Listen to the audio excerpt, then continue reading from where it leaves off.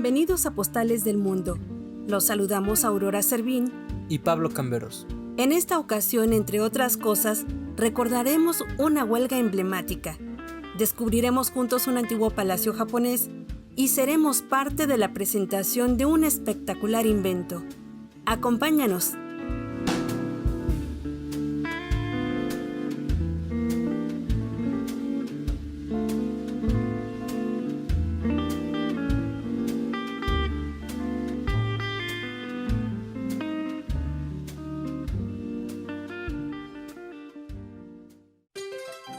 Símbolo del movimiento obrero mexicano, el 1 de junio de 1906, Cananea protagonizó una de las huelgas más importantes del siglo XX en México, como antesala de la Revolución Mexicana y de la Constitución Mexicana de 1917. Los hermanos Flores Magón se colocaron al frente de iniciativas como el periódico Regeneración y comenzaron a impulsar la lucha contra Porfirio Díaz. Paradójica e irónicamente, buena parte de estos opositores vivía en el exilio, concretamente en Missouri, Estados Unidos. Desde allí, unidos en la junta organizadora del Partido Liberal Mexicano, empezaron a planear algún tipo de levantamiento armado, ya que no se veía la opción de acabar con el régimen de forma pacífica. Así, la noche del 1 de junio de 1906, la huelga fue convocada para intentar mejorar condiciones laborales de los trabajadores mexicanos que eran deplorables. Las actividades fueron paralizadas. La prensa nacional denunciaba la intransigencia patronal de los estadounidenses hacia obreros y mineros. Estos últimos eran un motor importante de la economía de México, en especial en la zona norte, que se vio afectada por la inversión de los estadounidenses en esa región altamente productiva. Ante las duras condiciones laborales, las demandas son de carácter económico y social. Los más de 1,500 mineros de Cananea, originarios de diversas partes de México, expresan resistencia y solidaridad, ya que frecuentemente ocurrían accidentes de trabajo y muchas de las veces eran hasta mortales. Las jornadas de trabajo rebasaban las 10 o 12 horas en áreas incómodas e insalubres y con pésima calidad e higiene en los alimentos, que provocaba daños gastrointestinales. Las casas donde habitaban no contaban con la protección necesaria para hacer frente a los cambios de clima, aunado a los sueldos marcadamente diferenciados entre mineros mexicanos y estadounidenses. En aquel momento el sueldo de los 3,000 trabajadores del país del norte era de 7 pesos, mientras que los 5,300 trabajadores mexicanos percibían 3 pesos por una jornada laboral de 12 horas. En otras palabras, los mejores cargos y sueldos eran para los estadounidenses, por lo que se perseguía la homologación de los salarios mexicanos, que fueran igual a la de los primeros, así como un sindicato propio, entre otras prestaciones. Todo esto frente a la empresa cananea Consolidated Copper Company, propiedad de William Greene, un ex coronel del ejército de Estados Unidos, quien adquirió los derechos de explotar la mina al amparo del gobierno de Porfirio Díaz. Los patrones no respondieron pacíficamente. 2 responsables de la maderería, William y George Metcalf, comenzaron a disparar indiscriminadamente contra la marcha. 2 mexicanos murieron y otros resultaron heridos. La respuesta fue inmediata. Con piedras y otras armas improvisadas, los huelguistas se defendieron acabando con la vida de varios trabajadores extranjeros. Esto generó una auténtica batalla entre ambos bandos. Estos últimos impusieron al expulsar a los mexicanos del pueblo, quienes en su huida causaron destrozos al quemar varias instalaciones. El empresario Greene solicitó la ayuda del cónsul de su país y de manera inmediata envió a 30 agentes fiscales al mando del coronel Kosterlitsky y un fuerte grupo de 275 Rangers de Arizona, bien armados, comandados por el coronel Reining, quienes con ayuda de la policía local controlaron el 2 de junio a todo el pueblo de Cananea. Mientras tanto, el gobernador de Sonora, Rafael Izabal, promete justicia a quien la tuviere. Los dirigentes de la huelga reclaman la violación de la soberanía nacional al permitir el paso a tropas extranjeras. Durante el diálogo, encarcelan a los dirigentes y los obreros descontentos son objeto de vejaciones. Los ánimos se exasperan. Ya en la tarde, los mineros organizan otra manifestación para dirigirse al gobernador Izábal, pero la revuelta se enciende nuevamente cuando los empleados de la compañía los tirotean. La lucha fue reprimida con sangre, dejando un saldo de 23 muertos y 22 heridos. Para las 10 de la noche los Rangers regresaron a Arizona y 3 días después, Manuel M. Diegues, Esteban Vaca Calderón, quienes eran partidarios magonistas y miembros de la Unión Liberal Humanidad, junto con otros 5 líderes, fueron aprehendidos y luego condenados a 15 años de prisión con trabajos forzados en el fuerte de San Juan de Ulúa, en el puerto de Veracruz. Para 1911, fueron liberados a instancias de Adolfo de la Huerta durante el gobierno del presidente Francisco I. Madero. El gobernador Rafael Izábal fue consignado al jurado de la Cámara de Diputados bajo el cargo de traición a la patria, pero pronto fue exonerado y en 1907 ocupó el cargo de senador por el estado de Guerrero. En 1910 murió durante un viaje a Europa. El 6 de junio los trabajadores regresaron a sus actividades laborales, pero a pesar de no haber obtenido concesión, esta huelga junto con la de Río Blanco fueron determinantes para la caída del porfirismo. El Partido Liberal Mexicano promulgó un programa que pedía educación laica, mejora de salarios y la limitación del clero, que condujeron primeramente a la Revolución Mexicana y posteriormente a la Constitución de 1917.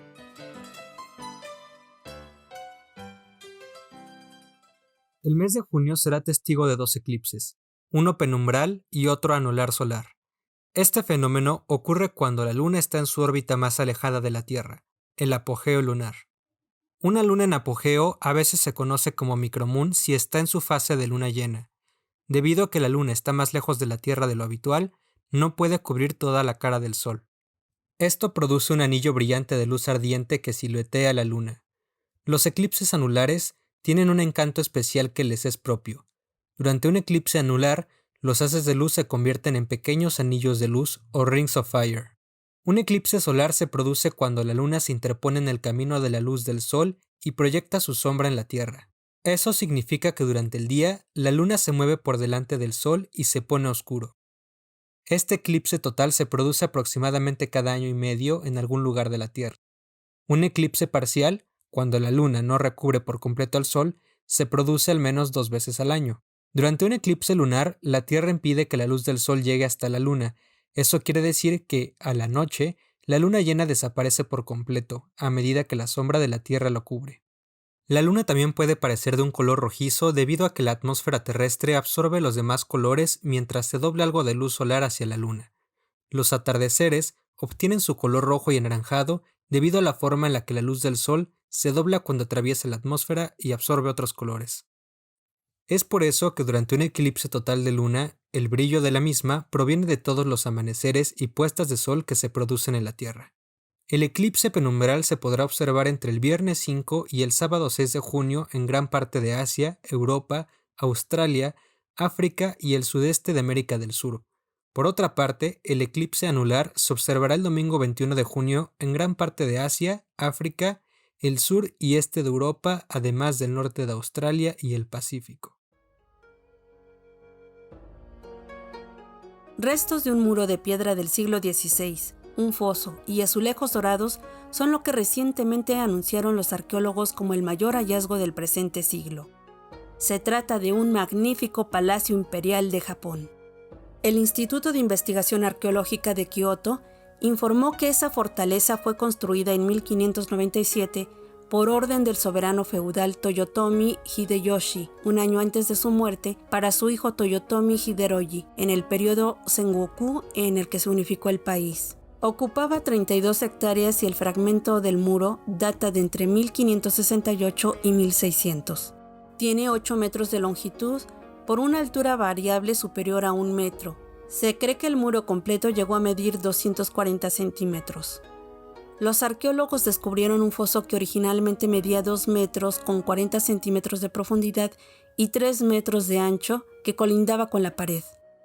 Además encontraron piedras que cayeron del muro y un escudo de armas sobre los azulejos dorados que les permitió identificar a la familia Toyota como propietarios del castillo. Hideyoshi vivió allí cuando su hijo y sucesor Hideyori recibió el rango de Kanpaku. La viuda del comandante, una mujer llamada Kita no Mandokoro, también vivió allí después de la muerte de su esposo. En los diarios de los nobles de la corte de esa época, simplemente se le conoce como el Palacio Hideyoshi, sin un nombre oficial. Tal vez esto marcó el comienzo de la tradición. Los gobernantes vivieron en el Palacio Imperial de Kioto incluso después de abdicar. Este es el mayor descubrimiento de este siglo relacionado con la excavación de castillos japoneses. Las referencias históricas han llevado a la mayoría de los expertos a pensar que este castillo era solo una residencia rodeada por un muro, pero encontrar los restos del muro y los azulejos dorados también indican que había un magnífico edificio allí. Probablemente Hideyoshi lo construyó para que Hideyori lo reemplazara en el puesto de Kanpaku, dijo Hitoshi Nakai, profesor de la Universidad de Shiga. A continuación, Nancy Espinosa con la recomendación literaria de la semana.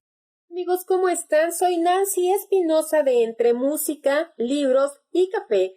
Y en esta ocasión, siguiendo con las recomendaciones que nuestras autoridades han estado emitiendo en cuestión a la pandemia que estamos viviendo, yo quiero dejar de lado un poquito todo ese estrés y toda esa paranoia que muchas personas estamos viviendo y quiero hacerte la recomendación en esta semana de un libro para los más pequeños de la casa, para los pequeños que también están batallando con el estrés de las tareas y de temas que a lo mejor no han visto, no les quedan muy en claro y que en muchas ocasiones nosotros como papás pues no tenemos esa habilidad de poderles enseñar y poderles hacer más llevadero todo este trance.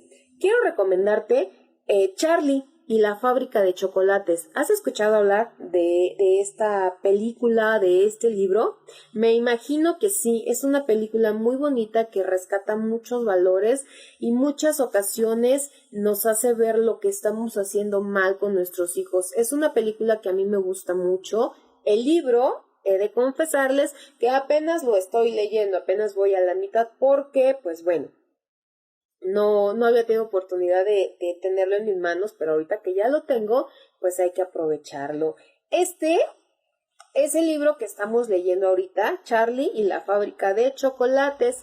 Habla sobre una enorme fábrica muy famosa que es del señor Willy Wonka. Y en esta fábrica se hacen los más deliciosos dulces, las más deliciosas y exquisitas golosinas para nuestros hijos. Pero te voy a hablar en específico de Charlie Bucket, el niño principal, el niño héroe de esta trama, que por tener escasos recursos, por tener una familia muy humilde, pues no le es posible comer chocolate constantemente como muchos de nosotros, como muchos de los niños a su alrededor, y él solamente tiene la oportunidad de comer chocolate una vez al año. ¿Te imaginas vivir enfrente de una de las fábricas más importantes en la producción de golosinas y chocolates? El dueño de la fábrica de chocolates, Wonka, ha escondido 5 billetes de oro en sus chocolatinas. Billetes que son el acceso a la misteriosa fábrica que oculta múltiples e increíbles sorpresas. Charlie tiene la suerte de encontrar uno de ellos y comienza la visita. Después, su vida cambiará totalmente, igual que la de sus padres, sus 2 abuelos y sus 2 abuelas. Todos estos personajes le dan una vida muy padre a la historia. Te recomiendo mucho que veas la película, te recomiendo mucho que si tienes oportunidad de leer el libro lo hagas antes de ver la película, pero en verdad disfruta, hagas lo que hagas, disfrútalo mucho. La recomendación de esta semana fue Charlie y la fábrica de chocolates. Te recomiendo que, pues bueno, si tienes la oportunidad de tenerlo físico, se lo hagas llegar a las manos de los más pequeños del hogar, y si no, hay muchas plataformas donde puedes descargar libros gratuitamente y pues de esta manera leérselos tú a tus hijos si ellos no tienen el acceso digamos, a un celular, a una tableta, a una computadora, y tú tienes la oportunidad de hacerlo y descargarlo. Hazlo, léele a tus hijos, comparte con tus hijos la lectura y te darás cuenta de lo maravilloso que es el compartir con ellos por lo menos 5 minutos antes de dormir Ya sabes, soy Nancy Espinosa de Entre Música, Libros y Café.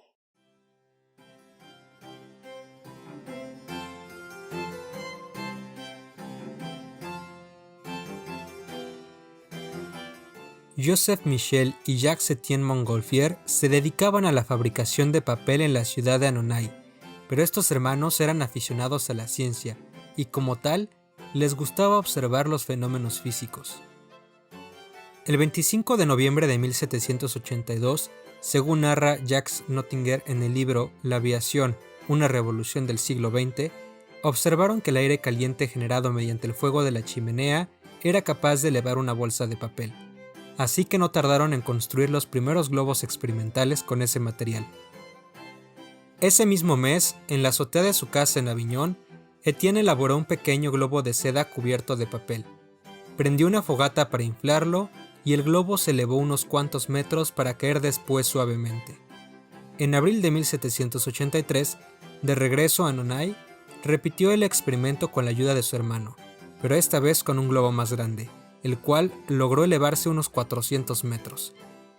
Fascinados con el invento y sus posibilidades, se pusieron a trabajar de inmediato en su siguiente prototipo, construido con un saco de lino y seda forrado de papel. Medía 11 metros de diámetro y pesaba 226 kilos.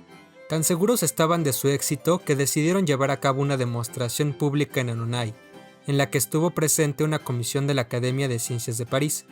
Se realizó el 5 de junio ante los maravillados ojos de los espectadores. El globo fue inflado mediante una fogata alimentada con paja y lana. Poco a poco, el saco esférico tomó forma y tras unos minutos, los hermanos Montgolfier desataron las cuerdas que lo ataban al suelo. El artefacto se mantuvo elevado 10 minutos, alcanzando una altura aproximada de 1000 metros. Ante tal hazaña, la Academia de Ciencias le pidió a los Montgolfier que construyeran un globo más grande, para una nueva aparición pública que tendría lugar el 11 de septiembre, la cual se realizaría de nuevo en Annonay. Sin embargo, la aeronave terminó por estropearse, pues ese día cayó una tormenta. Eso no desanimó a los inventores, pues a los pocos días, el rey Luis XVI, quien estaba al tanto de todo, los invitó a que hicieran una prueba en el patio del Palacio de Versalles, en París. Para ello, Etienne, pensando en que pronto realizaría el primer vuelo con humanos, decidió utilizar animales para conocer los efectos que la altitud podría tener sobre el organismo. Así, los hermanos Montgolfier construyeron un globo con tela de seda y lino recubierto de papel, de 17 metros de altura y 20 de diámetro. El ascenso se hizo al mediodía del 19 de septiembre ante la presencia del rey, la reina María Antonieta y cientos de espectadores que empezaron a rodear el sitio desde las 6 de la mañana. Se infló con aire caliente y se le colocó una jaula de mimbre con una oveja, un gallo y un pato. La máquina alcanzó una altura de 518 metros, permaneció 10 minutos en el aire y aterrizó sin problemas a 3 kilómetros de donde despegó con los animales a salvo. Este fue el primer vuelo tripulado de la historia, hazaña que despertó el interés de los científicos, entre ellos el físico Jean-François Pilater de Rozier, quien incluso se ofreció a ser el primer pasajero humano de la aeronave. La mayoría de los científicos recibieron con entusiasmo la idea. Otros, al principio, se mostraron escépticos, como el astrónomo Joseph Jérôme Lefrançois de Lalande, quien, sin ningún reparo, afirmó en la revista Journal des Savants que el hombre nunca podría volar.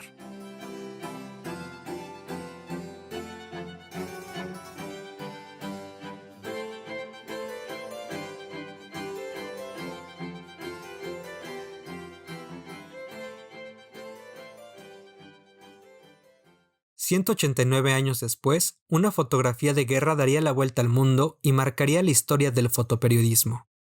8 de junio de 1972. Vietnam del Sur está cubierta y arrasada por una enorme nube de fuego. Es la bomba del napalm. Es el infierno mismo. Es la amenaza estadounidense para impedir la reunificación de Vietnam bajo un gobierno comunista.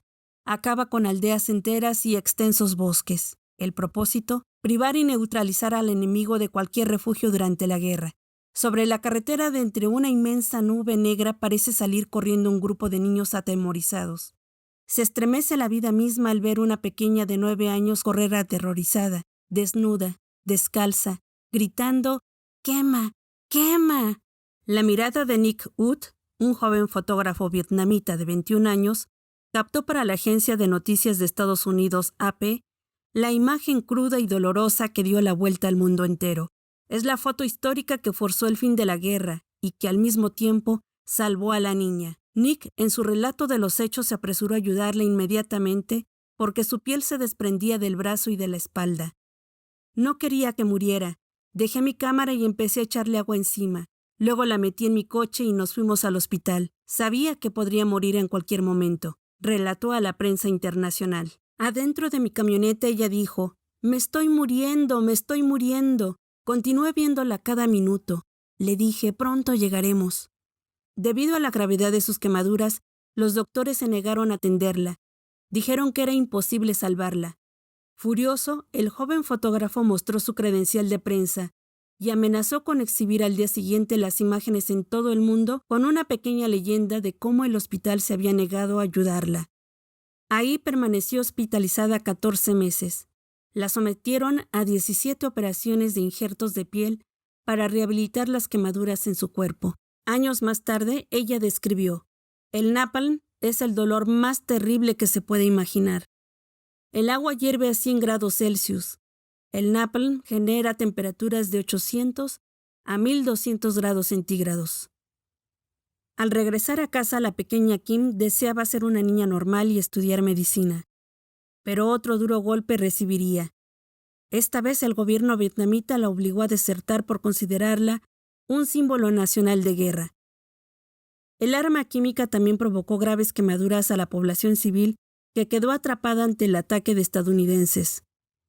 Esta sustancia es hecha con gasolina viscosa, a la que agregan ácidos orgánicos. Es altamente inflamable, quema durante un largo periodo y se pega en todas las superficies. Durante la Convención de las Naciones Unidas en 1980, sobre las prohibiciones o restricciones de empleo de ciertas armas convencionales y su protocolo asociado sobre prohibiciones o restricciones de empleo, se prohibió el uso de las armas incendiarias como el napalm. Al año siguiente de los hechos, El terror de la guerra, como fue titulada la fotografía de Nick Wood, ganó el Pulitzer y Nixon creyó que era falsa. Si algo le sucedía y hubiera muerto, creo que me hubiera suicidado, reveló alguna vez Nick. Por fortuna, la pequeña Kim logró sobrevivir y en 1982 se refugió en el cristianismo encontrando en esta religión la paz. En 1986, la joven obtuvo licencia para estudiar lengua inglesa y española en la Universidad de Cuba, donde conoció a un vietnamita con quien se casó y tuvieron 2 hijos. Desde 1992, Canadá le dio asilo político teniendo su residencia en Ontario. En 1997, creó la Fundación Kim Phuc, que tiene como misión ayudar a los niños víctimas de la guerra, y fue nombrada embajadora de la buena voluntad de la UNESCO. Kim mantiene el contacto frecuente con su amigo fotógrafo Nick Wood. Para octubre del año pasado presentó su libro Salvada del Infierno, editado en francés y en el que relata el camino espiritual, el de su propia fe que le ayudó a alcanzar una vida serena pese a todo el sufrimiento. A 48 años de ese terrible y trágico acontecimiento histórico, Kim afirma: «Veo mi foto como un poderoso regalo. La guerra casi destruyó mi cuerpo, mi vida y me dejó sin esperanza. Pero ahora le digo a la gente lo hermoso que podría ser el mundo si todos aprendieran a vivir con paz, esperanza y perdón».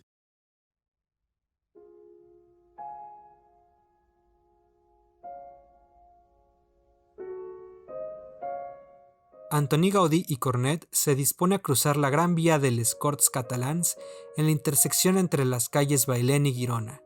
Apoyado en su bastón con taco de goma, entregado a sus ensoñaciones artísticas, cruza la calle pausadamente. Un tranvía que cubre el trayecto de la línea 30 le atropella. El artista recibe un terrible impacto en las costillas y la sien. Herido de gravedad, queda tendido en el suelo inconsciente. Sus ropas gastadas, abrochadas con imperdibles en lugar de botones, y los polvorientos zapatos que cubren sus pies envueltos en tiras de tela, le dan una pobre apariencia. un guardia civil, Ramón Pérez, se acerca al tumulto que rodea al artista e, imponiendo su autoridad, obliga a un taxi a llevarlo. Para asegurarse de que será debidamente atendido, sube él mismo al vehículo. El agente ordena trasladar al anciano al cercano dispensario de la Ronda de San Pedro. El libro de registro del centro dejará constancia del somero examen realizado al herido. Se aprecia un traumatismo a la altura de la oreja derecha y conmoción general del paciente que dice llamarse Antonio Gaudí. Todo parece indicar que el artista recobró la lucidez durante un breve instante, el suficiente para facilitar su identidad. Dato desconocido hasta el momento, dado que el artista iba indocumentado. En sus bolsillos no llevaba más que el libro de los evangelios, un rosario, un pañuelo y la llavecita de su escritorio. El médico de guardia, ante el grave estado del accidentado, ordena su traslado al hospital clínico tras administrarle un espasmódico. Finalmente, el destino quiere que Gaudí sea trasladado al hospital de la Santa Creu, pero ya es demasiado tarde. Al día siguiente, es reconocido por el capellán de la Sagrada Familia, Monsen Gil Parés, buen amigo suyo. Gaudí fallece 3 días después. Tenía 73 años. El féretro recorre gran parte de la ciudad. El cortejo fúnebre es multitudinario. La capilla ardiente es visitada por centenares de barceloneses. El tumulto que se genera es tal que los urbanos contienen a duras penas las aglomeraciones. Las autoridades prohíben el envío de coronas, pero ello no impide que las floristas de la Rambla, las vendedoras de la boquería y los vecinos arrojen flores al paso del ataúd. Los comercios cierran y los tranvías se ven obligados a interrumpir sus trayectos por las aglomeraciones que se suman al duelo. El venerado arquitecto es enterrado en la Capilla del Carmen, en el primer nicho de la cripta del Templo de la Sagrada Familia, la única parte del templo que vio construir junto a la fachada del nacimiento. Las ceremonias fúnebres son oficiadas por los más destacados miembros del clero, Gil Parés y el capellán de la familia Güell, Ricardo Persina. Se reciben telegramas de condolencia del rey Alfonso XIII, los obispos de Mallorca y Ávila, así como del abad Mitrado de Montserrat, quien concede indulgencias a todos aquellos que realicen algún acto de piedad en memoria del fallecido. El majestuoso entierro da testimonio del prestigio que el arquitecto ha adquirido entre sus conciudadanos. Conocido como el ermitaño de la Sagrada Familia, por entonces, Gaudí es un personaje popularísimo y muy admirado. Un hombre que, pese a su apariencia huraña, ha logrado ganarse el respeto y cariño de sus conciudadanos. Su obra maestra, la Sagrada Familia, llamada la Catedral de los Pobres, su único objeto vital, queda inacabada. Desde 1915 se había entregado exclusivamente a erigirla. 40 años trabajando febrilmente en el templo expiatorio, pide limosna para financiar su construcción, llegando incluso a dormir en múltiples ocasiones en un pequeño cubículo en el mismo recinto. A su muerte, su construcción queda en manos de sus arquitectos y artistas. Gaudí, arquitecto universal, luchó por sus ideales, murió como un pobre, fue enterrado como un rey y ha pasado a la historia como una de las piedras angulares del modernismo y uno de los grandes maestros de la arquitectura contemporánea.